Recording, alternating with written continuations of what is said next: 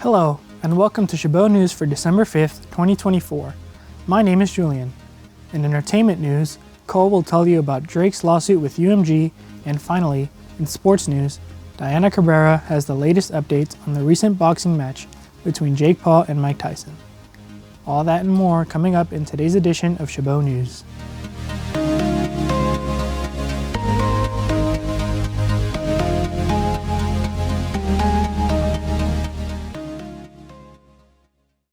Well, howdy there, folks.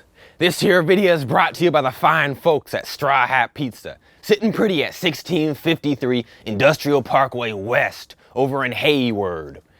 Now listen close, Chabot students and staff. You're looking at a mighty fine 30% discount on any order. And if y'all got a hankering for some good eating, don't miss their $8.99 lunch buffet Monday to Friday, 11 in the morning till 2 p.m. sharp. Then mosey on back for happy hour from 4 to 7 p.m. where they got live pay-per-view events just waiting for you.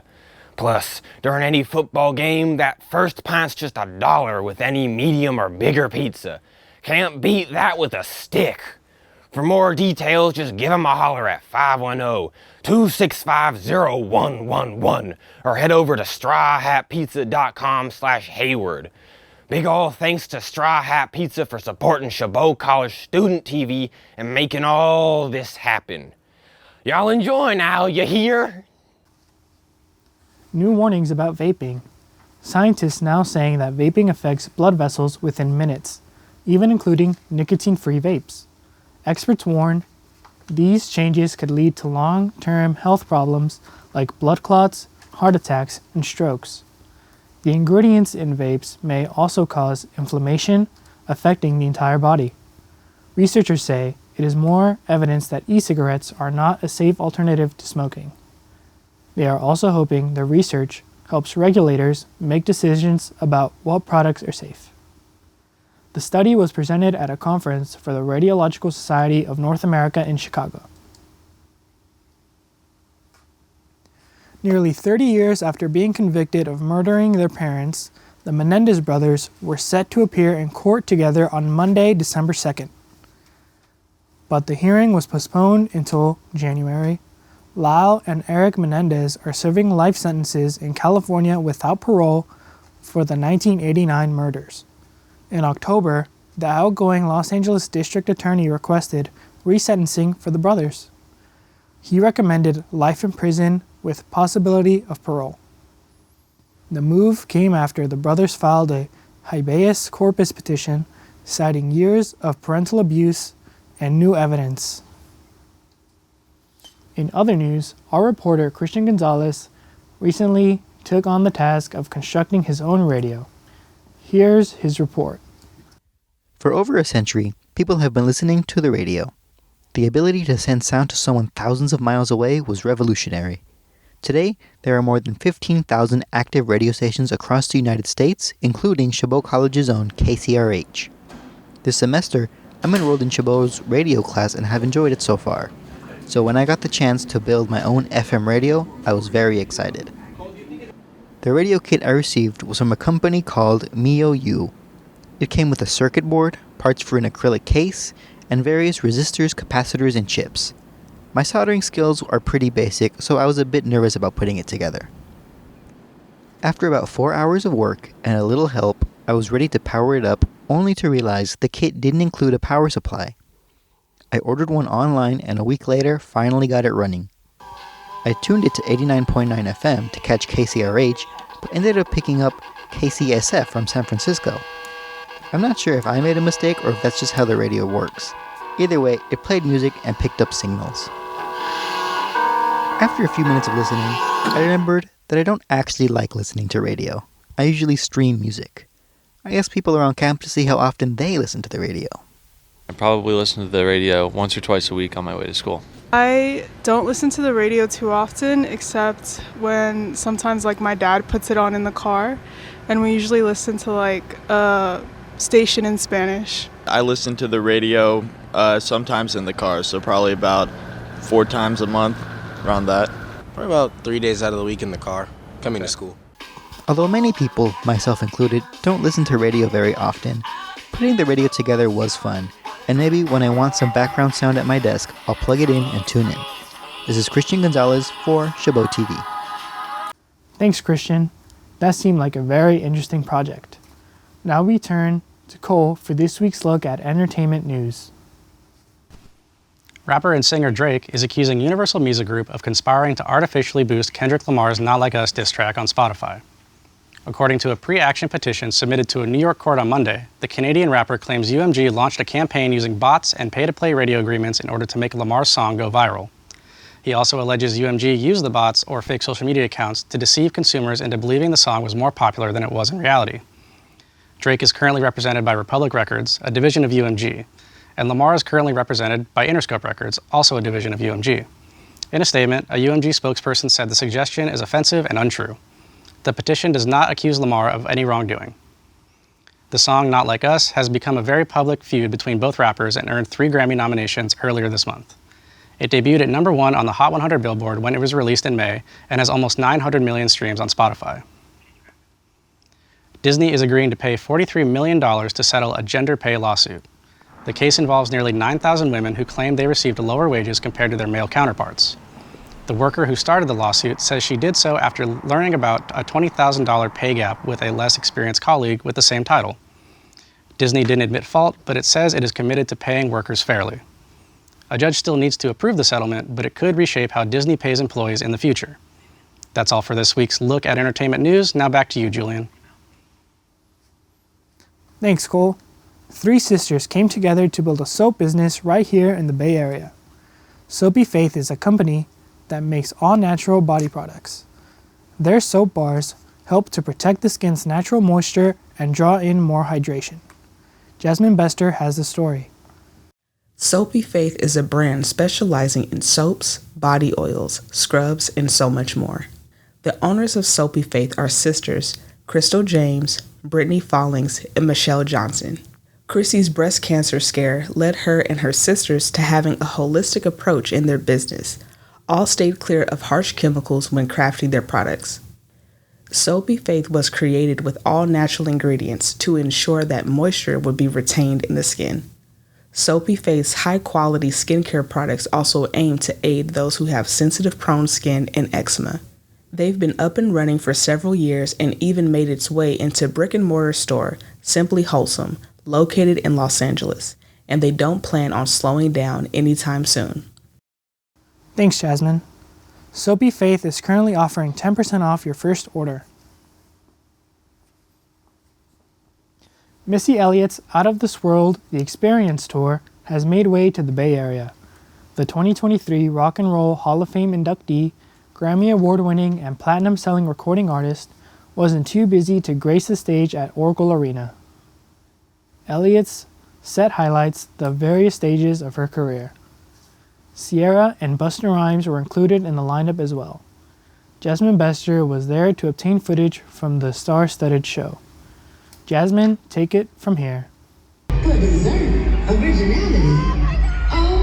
The Out of This World, The Experience Tour was headlined by none other than Missy Elliott. Sierra accompanied Elliott on the tour and performed 4 months postpartum. Busta Rhymes then proceeded and performed a string of classics. And now introducing singer-songwriter, rapper, producer, and platinum recording artist, the one and only Missy Elliott.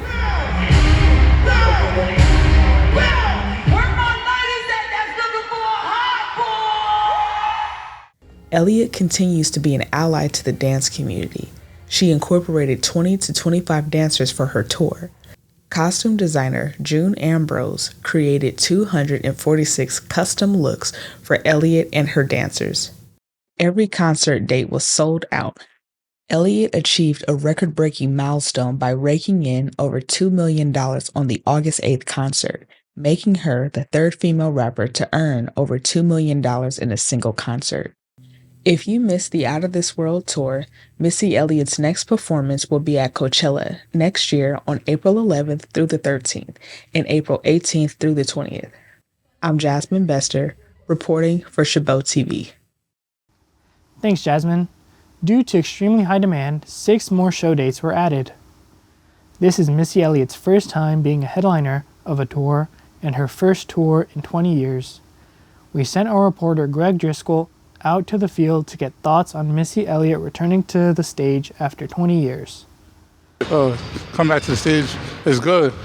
Actually, my parents, I grew up on that because my parents was listening to it while I was growing up, so I mess with Missy Elliott. I like it, and I respect for her to come back for 20 years. I feel like she got some bangers that she made in the past. I feel like she can make some more. I'm excited to see what she come out with. I think it's phenomenal. I mean, all these old school artists are coming back to perform, doing appearances on media, social media, making new music, coming out with a new line of goods or whatnot. I think it's fantastic. I love it. Thanks, Greg. Now we go to Diana Cabrera for this week's look at sports news. Thanks, Julian. The promoter for the Jake Paul-Mike Tyson fight is trying to knock out claims it was rigged. Paul won the controversial bout of unanimous decisions after 8 two-minute rounds. The match was the most streamed global sporting event in history. It was streamed on Netflix with peak viewing figures of 65 million. The event also reportedly broke various betting records. The fight drew criticism from across social media and boxing world, including Hall of Famer Oscar De La Hoya, who said he believes Tyson was held back. Most Valuable Promotions, which was co-funded by Paul, defended the authenticity of the YouTuber turned boxer's victory. MVP says both fighters performed in good faith to the best of their abilities with the goal of winning. It also described rigging claims are illogical and inane. We sent our reporter Christian Gonzalez to ask Chabot students their opinions on the fight. I think the fight was pretty much rigged. It was a script out, just to televise, just to for show for us, make money for them. That's what I think. I feel like, it might have been rigged, it might have not been, but Mike Tyson, he's too old to even be fighting in the first place. But I feel like Mike Tyson shouldn't have went out there. I don't know why he went out there. I don't know if it was to prove a point that he could still fight or anything like that. But I don't think he should have went out there and fought. I think the fight was kind of like unfair because it was really a grandpa fighting a young adult. And even in his good old age, I think Mike Tyson really still should have won that fight. Thanks, Christian. Here comes baby number 4. Retired NFL player Jason Kelsey and his wife Kylie are expecting another child. The couple posted a photo on Instagram Friday of their daughters all wearing big sister sweaters. Jason and Kylie got married in 2018. They currently have 3 daughters, Wyatt, Elliott, and Bennett, who was born last year. The couple did not announce when the baby is expected to be born.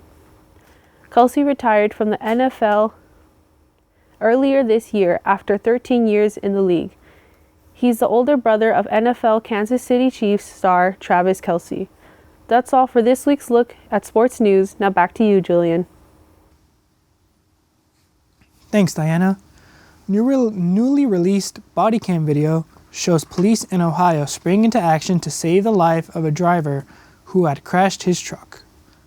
Police in Columbus say last week the driver called 911 saying his truck was inexplicably speeding up and wouldn't slow down. The vehicle ended up crashing into an interstate overpass, concrete pillar, and bursted into flames. The driver was heard saying, quote, "I'm going to die here and tell my wife I love her."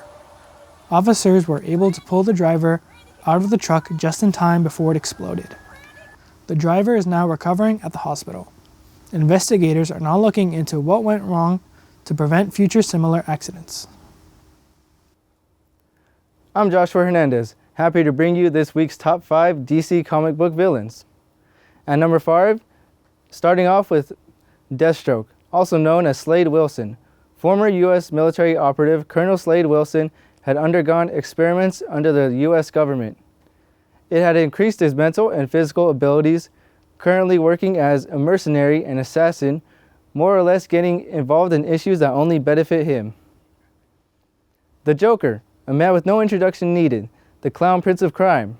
Managing to go toe-to-toe with a Batman and still laugh everything off, this homicidal agent of chaos, Maniac, is the embodiment of polar opposite to the Batman and what he stands for.